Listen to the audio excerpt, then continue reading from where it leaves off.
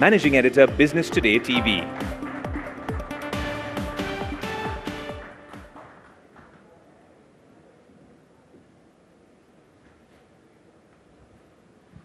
Thanks very much. A very warm welcome once again to this gathering. We've been at it since the morning, Mr. Scindia, and you heard the title of the session. This is not going to be a here and now or to talk about the past really, but for you to really sketch out.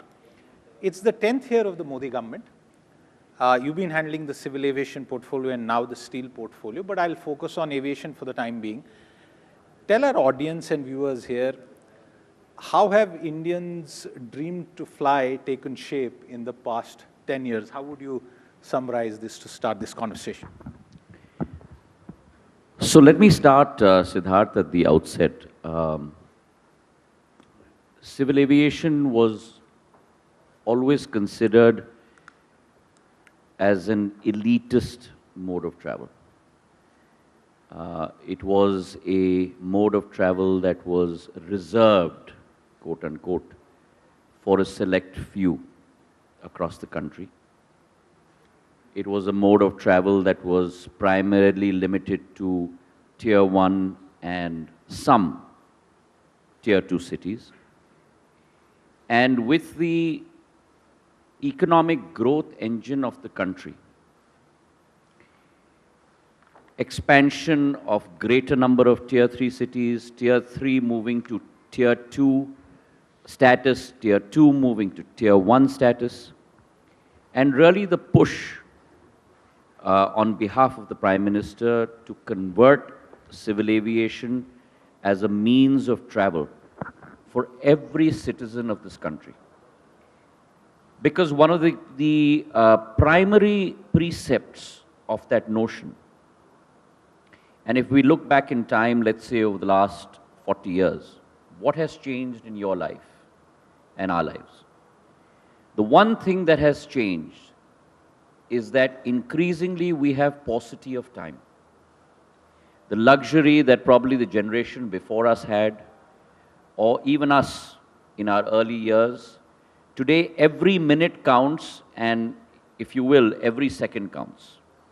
And therefore, the first question that is asked is the connectivity to a particular city or a particular place before one goes and wants to settle there, before one wants to get a job there, before industrialists like all of you seated in this audience want to invest there. And therefore, it became mandatory, and I'm using that word very fairly and squarely, to both spread the breadth and the depth of civil aviation. Now, what has resulted as a means of that imperative and that goal? Like in any organization, you need to be able to set goals, have a vision, have a mission, and then set goals to achieve that vision. The Prime Minister, through Udan, Ude Desh Ka Aam Nagrik, has led to a proliferation of travel in hitherto unconnected cities. Many cities that probably you and I have never visited, such as Jharsuguda in Orissa, Rupsi in Assam, Kishangarh in Rajasthan, are now connected by air, Darbhanga. And the number of travelers from these tertiary cities, excessive of 100,000 to 500,000 per year. So let me tell you now the transformation of that over the 10 years that Siddharth has asked. Let's start with first the number of travelers in our country. Domestic travelers have grown from 6 crore in 2014 to 14.5 crore last year. That's almost close to 170% increase. What's my forecast? 14.5 crore today, by 2030 or 2035, is going to go to 42.5 crore. So you're going to see a 3x jump from where we are today. And why is that? Because the economies of scale argument has now stepped into civil aviation. So for example, one of the most ubiquitous items today in our lives, which we can't do without, which is this little box that we all carry around, which sometimes becomes more important than our friends and family sitting around with us. This box, when I came back to India after university in the States, when the first mobile phone was introduced, used to cost a lakh of rupees each. It was 16 bucks a minute for voice calls. Today you can get one of these boxes at 3,500 rupees. Voice is free. The same revolution, the silent revolution, has happened in civil aviation. Today our fares are equal to first-class AC fares. And why I'm saying first-class AC fares is because the airplane by its very manufacturer has an air conditioner in it. So I can only compare it to first AC, right? So that's the number of travelers that you're going to look at. Second, if you look at the number of travelers today, first AC and second AC in rail is 18.5 million. Civil aviation is 14.5 million.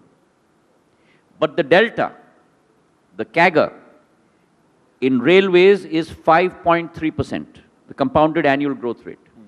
Civil aviation is 10.6%. So in the next 7 to 8 years, I put a statement out there that civil aviation will exceed the number of travelers only limited to first AC and second AC of railways. I'm not talking about the whole of railways. Only first AC, second AC. Second, the number of airports in our country. From independence till 2014, which is roughly 67 years, we built 74 airports. Average one airport per year. From 2014 till date, we have built 148 airports in total, which means a delta of 74, including heliports and waterdromes, which means 7.5 per year as opposed to 1 per year. That's the monumental change, not incremental, but monumental change. For this year, I have a target of building close to about 18 to 20 airports and heliports. Where is this number going to? Just like I told you about passenger traffic. In the next 5 years, I see this number of 148 crossing 200. That's the kind of depth that you're going to see in civil aviation. Third, number of aircraft. In 2014, we had roughly 400 aircraft in the country. We today have 700, which means there's been an increase of between 75 to 80% aircraft fleet capability in the last 10 years. Where do I see this number going by 2030, 35? Easily this number of 700 crossing close to 1,200 to 1,300 aircraft in the country. So the growth of civil aviation, both in its depth and its breadth, is going to be monumental in this country. I'm going to end my answer with one data point for you. If you look at Delhi Airport today, Delhi Airport today has 4 runways. Delhi Airport today has a throughput capability of close to 70 million passengers. By the end of this year or early next year, Delhi Airport will grow to 109 million passengers. Now, what does that mean? That means that Delhi Airport, in terms of throughput capability, is going to be among the top 3 airports in the world. So that is the monumental trajectory that we are talking about for civil aviation. And that's the way the country is going to transform from a logistics standpoint, from a transportation standpoint, from metro cities down to tertiary cities. Wonderful data here, and since we are looking ahead, how significant is the decision, and I believe it was amongst the bravest, most radical, most impactful decisions by the Modi government, which is to let go of Air India in some ways. And we've seen the numbers and the aircraft order that has been placed. By some estimates, that will lead to a very significant increase even in the employment, just by that order alone, Mr. Scindia. How would you describe that deal, and when we look ahead 3, 4, 5 years, what will its impact be on our aviation sector?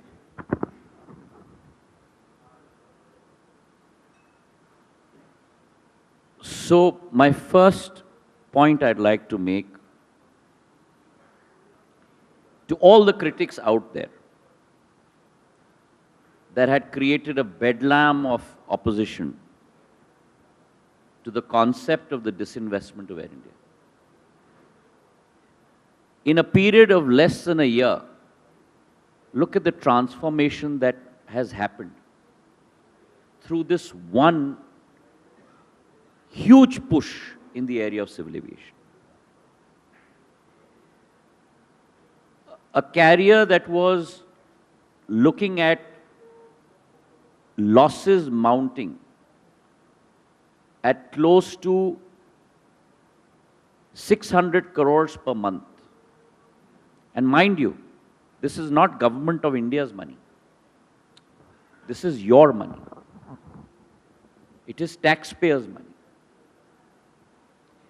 Today, through that divestment, not only has it led to a new initiative from the private sector, not only has it led to greater customer sat, to use economic lingo, to greater OTP, on-time performance. Today, Air India's on-time performance has gone from 67% to something close to 86%. Not only has it led to a better brand positioning and a better serviceability, but also it will result in the achievement of India's aims. Forget about one particular business group or one particular airline, but India's aims to really reach for the sky.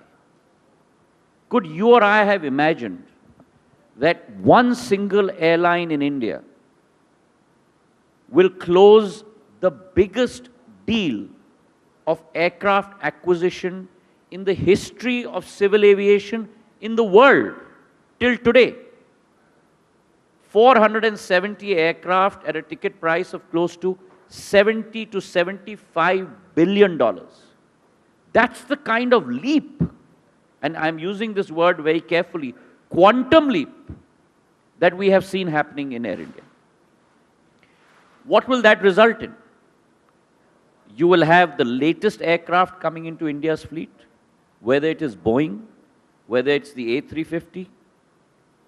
Most importantly for me, as Civil Aviation Minister, not only will I see a greater density of routes being plied within India, but what has been my passion from the day I was entrusted with this responsibility, I want to regain our position on the international skies, a position that India held in the 60s and 70s once again. And through this acquisition, wherein Indigo with 500 aircraft and Air India with 470 aircraft, over the next 5 years, the delivery is not tomorrow, over the next 5 to 10 years, but 70 wide-bodied aircraft on the Air India deal and close to a high number, 30 to 40 aircraft, A321 XLRs on the Indigo deal, we will be able to take the Indian flag all across the world, direct flights, whether it's the European subcontinent, whether it's America, whether it's Africa, and regain our market share on the international front. So I believe that we are in for a huge transformation with regard to civil aviation, and a country that today holds its national flag high domestically within the country, a country that's held its national flag high across the world, our Tiranga, and our Tiranga, which on the 23rd of August got planted, or rather supplanted, on the moon.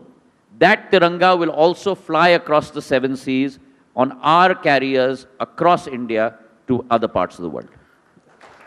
That's a wonderful aspiration, and viewers, imagine, and I'm sure... It's not an aspiration, Siddharth. We will reality. Make it happen. It's a reality. We will make it happen. I want to assure everyone seated here and through your channel, across the length and breadth of our country, we will make it happen. Absolutely, and 3 cheers for that. I was just on the point of direct connectivity. All of you must have traveled and you would have seen old parents on these hopping flights trying to find their way through airports, and that's when I felt that, imagine you have these people who take flights from India, go to some other destination, hang there for 4 or 5 hours, then go there and their children are waiting. Direct flights is the future. So, Mr. Scindia, thank you very much for making that point. The third aspect is, and Also, our airlines and our aircraft cannot be taxis anymore. Right now, my international hub is not in India. My international hub is either on my eastern border or on my western border. So if you look at my population and my citizens in my country, 70% of them take a taxi outside to the eastern border or the western border, and then get onto the flight to go to their ultimate destination. I want to change that. I want my citizens to be able to take a flight from their country, from their international hub within India to where they want to go eventually. And my dream, Siddharth, and my aspiration, if you ask me for my aspiration, is not to create an international hub in India. That is a reality. It's going to happen. And we are starting with Delhi. My hub and my aspiration, if you ask me, is to create multiple international hubs in India. And in our country, we have that capability. Because if we are going to go from 14.5 million travelers to 42.5 million travelers, it is an imperative and must happen in India. We must have a hub in South India, a hub in Central India, a hub in Western India, a hub in Eastern India. All international hubs. absolutely, and our geography absolutely permits that. You actually took away the question, so I'm going to skip and ask you. Since the morning, starting with Nitin Gadkari ji, we have had some phenomenal comments made here, and one of those was also to do with the fact that Borge Brende said, forget the G20, you should talk about the G3, US, China and India. The question I have for you is, with all these dreams that are going to fructify very soon, can we ever hope that there will be a made in India jumbo jet on which the ordinary Indian can fly? So again, let me tell you, it's no longer a dream. It will be a reality very soon. Something that we could never contemplate. But for the first time in India's history, one of the airplane majors has taken a very, very bold step. The first time between Airbus and Boeing, you have Airbus that has supplanted a production facility within India for the C295 aircraft, based in Vadodara. Our order is for 56 aircraft. 16 will come fully built out in their facility in Spain. The balance 40 will be made in India. Prime Minister himself has laid the foundation stone for that close to 6 months ago. And 40 aircraft with a capital investment, a joint venture between Airbus and the Tata Group, will be produced in India at a capex of close to 21,000 crores, close to 5,400 assemblies and sub-assemblies. For those aircrafts will be sourced by the OEM, in this case Airbus Tata joint venture, through ancillaries in India. Companies like Bharat Dynamics and others will be supplying equipment directly to this Airbus ventures situated in Vadodara. So it's already a reality that's happening. The next step naturally should be ultimately seeing aircraft manufacturing happening in India. A lot of the sub-assemblies are already happening. For example, the fuselage of the Apache helicopters are being made in India. The tail fins of the 737s are being made in India. The empennage of the C-130J Hercules aircraft are being made in India. Collins Aerospace is making, God forbid we never have to use them, but the emergency chutes that come out of passenger aircraft doors, those are being manufactured in India. So India is on her way. India is on her path to eventual aircraft manufacturing in India, starting from the C295 facility in Vadodara. Absolutely. A round of applause for that too. I'm going to turn away from aviation because we've been taking a sort of broad view of where we stand today and where we are to go. The Prime Minister has given us a fantastic interview, the only one on the G20, where he shared a lot of information. On a broader level, the confidence that we seem to be now generating across the world, especially with what is happening to China. And you've been in public life for so many years. How would you describe this moment? Because in the past also, Mr. Scindia, there have been, India has arrived and this is India's moment. But what do you feel about the present? Well, I think two tectonic shifts have taken place.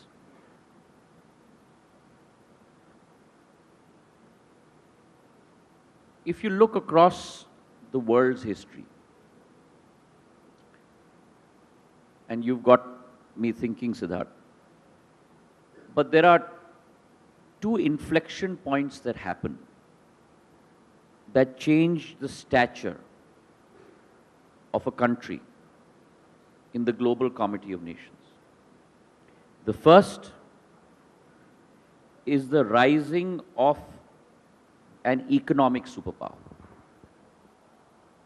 So whether it was America 100 years ago, and by the way, what's the success of the American story, the economic story?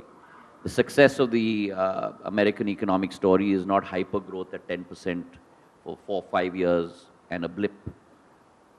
The success story of the US economic supremacy is growing at 3 to 4%, but compounding that growth over 100 years. And that compounding is the marvel that we need to focus on in our country. So for me, a 10% growth rate for 1 year doesn't excite me. But a 7.5% growth rate over a decade leads to transformation. And India has reached there. So the first is the emergence of an economic superpower across multiple fronts. India has always been, in its journey of 67 years, known for its prowess in either very few areas or maybe one vertical. And the latest to happen in my lifetime was the IT vertical. We were always known as a services power. 60% of our GDP also came from, close to 60% came from services. But we were always a services power, not a products power. And the value lies in product. For the first time, India is firing not double engine ki sarkar, but in this case, triple engine ki sarkar. We are firing on services. Our engine is firing on manufacturing. Our engine is firing on agriculture. So for the first time, India is moving both in terms of breadth and depth. And that is leading to us displacing the one country that thought they could rule over us, the United Kingdom. Today they are in 6th place and we are in 5th place. And the Prime Minister has promised, third term, number 3 economic superpower in the world. We will displace Germany and Japan and become the number 3 economic superpower by 2028. That's on one front, which is the economic front. But to me, Siddharth, as important as the economic front is the soft power front. And it is for the first time in our history, and something that has been spearheaded by the Prime Minister himself, that India today has risen as a soft power in the world. Whether it is the power of yoga, the fact that you have World Yoga Day, and at the United Nations you have 300 countries sitting side by side with India, practicing yoga. Whether it is COVID, and for a country that would go begging for vaccines, whether it is BCG, smallpox or whatever, that country today is producing 2 COVID vaccines, and not only producing 2 COVID vaccines, vaccinating her population twice over, 220 crore vaccines. And not only that, but exporting vaccines, vaccine maitri, to 100 countries across the world. That is an exposition of soft power. The Ukraine-Russian conflict, Operation Ganga, where for the first time in the world's history, 23,000 students stuck in the middle of no man's land.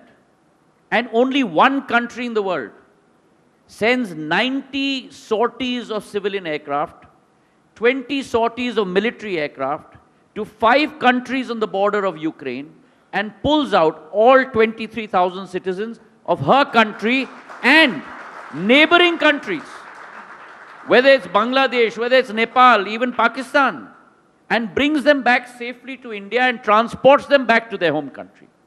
So today, whether it is on the issue of health, whether it's in the issue of world conflict, India's voice does not only resonate, India is looked upon to find a solution. India is looked upon to deliver what could be a possible solution for not only the South or the global South, but for the world. And that rudiment paradigm has changed across the world for us as a nation. Absolutely, and here's to that change. As you say, Bharat Bhagya Vidata, our moment seems to have finally arrived. Jyotiraditya Scindia, there was much more to discuss, but we're out of time. Thank you very much. As always, you were brilliant. A round of applause for Thank you very much for having me. Thank you.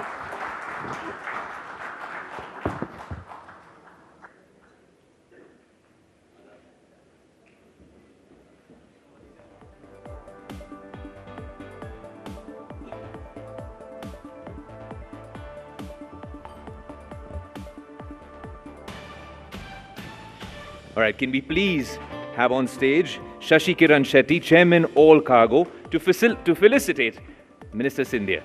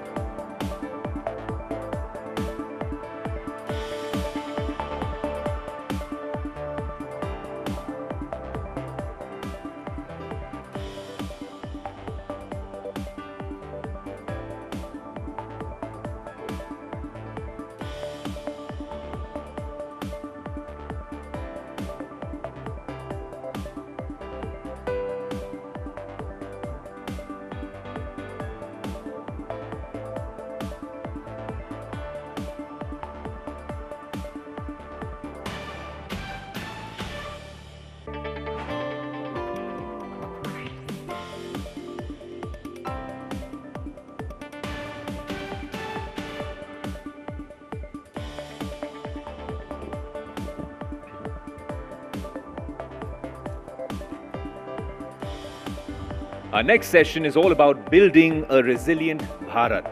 In this session, we explore strategies for building a resilient India that align with India's economic trajectory, ensuring that progress is not only robust, but also sustainable and inclusive.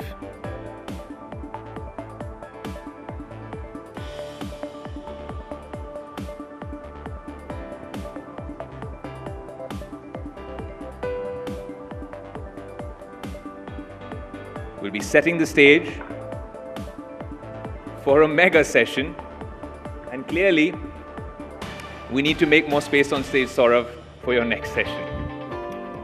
That's the size of this stellar panel, where we will be talking about, of course, building a resilient Bharat.